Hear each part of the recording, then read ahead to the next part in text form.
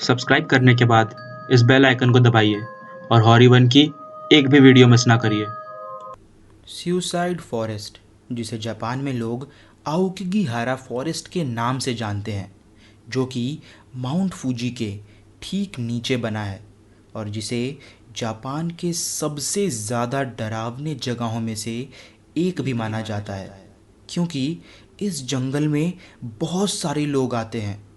मगर अफसोस की बात यह है कि वो लोग इस जंगल में घूमने नहीं आते हैं, बल्कि अपनी जान लेने आते हैं।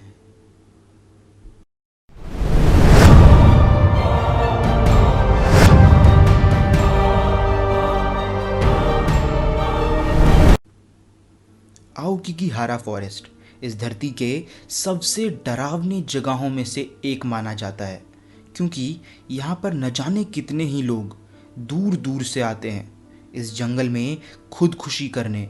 इस वजह से इस जंगल में बहुत सारी जगहों पर इस तरह के कई बोर्ड लगे हुए हैं जिन पे लिखा होता है कि एक बार ये करने से पहले आप अपने परिवार वालों के बारे में सोचें जो कि आपका इंतज़ार कर रहे हैं। हर हफ्ते इस जंगल में रेस्क्यू टीम गश्त लगाती है और आज तक एक भी ऐसा दिन नहीं हुआ जिस दिन उन लोगों ने उस जंगल में एक लाश ना देखी हो। इस जंगल के लिए मार्च का महीना सबसे बुरा मंजर होता है, क्योंकि मार्च में जब फाइनेंशियल ईयर ख़त्म होता है तो लोग पैसों की किल्लत की वजह से इस जंगल में आके खुदकुशी कर लेते हैं। लेकिन आखिर यही जंगल क्यों? क्या है ऐसा इस जंगल में जो सब लोगों को मजबूर कर देता है इसी जंगल में अपनी जान लेने को? कुछ लोगों के हिसाब से 1960 में एक किताब आई थी जिसका नाम था ब्लैक सी ऑफ ट्रीज, जिसमें आखिर में दो प्यार करने वाले आओकिगिहारा फॉरेस्ट में खुदकुशी कर लेते हैं। तभी से ये कहा जाता है कि जापान में लोग उसी जंगल में जाके आत्महत्या करने लगे। लेकिन क्या ये एक किताब इन हजारों मौतों का जिम्मेदार है, या फिर बात कुछ और ही है? बहुत सारे लोगों के हिसाब से जापान जब वर्ल्ड वॉर 2 बुरी तरह से हार गया था तो बहुत सारे लोग बेघर हो गए थे, जिसके बाद न जाने कितने ही लोग इस जंगल में रहने चले आए। लेकिन भूख की वजह से वो सारे के सारे लोग तड़प तड़प कर इसी जंगल में मारे गए।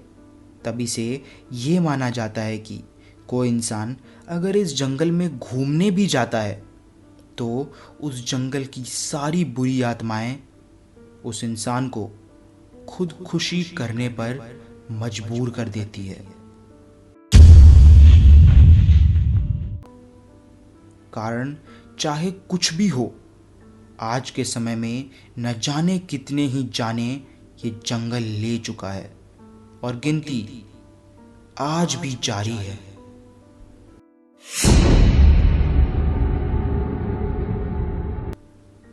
इस वीडियो को मैंने इसी कारण से बनाया है कि अगर आप में से कोई भी अपने बुरे वक्त से गुजर रहा है और ऐसी चीज़ों के बारे में सोच रहा है तो एक बार आप अपने परिवार वालों के बारे में सोचिएगा जो कि आपसे बहुत प्यार करते हैं।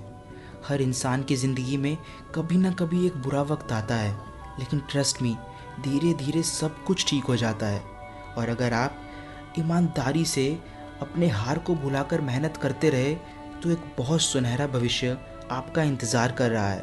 तो इन सब चीज़ों के बारे में सोचने के बजाय आप अभी से अपने गोल्स पर मेहनत करना शुरू कर दीजिए और मैं आपसे वादा करता हूँ कि आपको एक ना एक दिन सक्सेस ज़रूर मिलेगी। तो बस इतना ही कहना चाहता था मैं।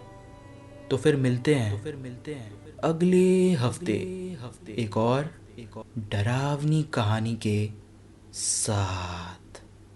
डारुमा एक जापानीज लड़की का नाम था जिसके बाथरूम में गिरने की वजह से मौत हो गई थी। इस गेम को खेलने के लिए रात को ठीक 12 बजे आपको आपके बाथटब में लेटकर बंद आंखों के साथ 3 बार कहना होगा, दारूमा कम, दारूमा कम, दारूमा कम।